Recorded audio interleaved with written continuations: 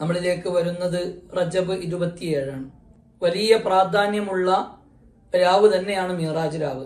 ഇസ്രാ മിഅ്റാജ് ഹബീബുന റസൂലുള്ളാഹി സ്വല്ലല്ലാഹു അലൈഹി വസല്ലം തങ്ങൾ രാത്രി യാത്ര ചെയ്തതാണ്.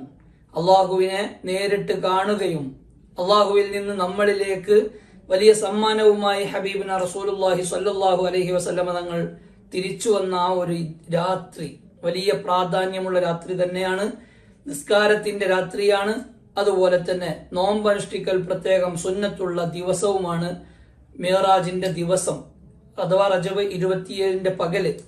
അതുകൊണ്ട് റജബ് 27 രാവിനെ നാം ധന്യമാക്കണം.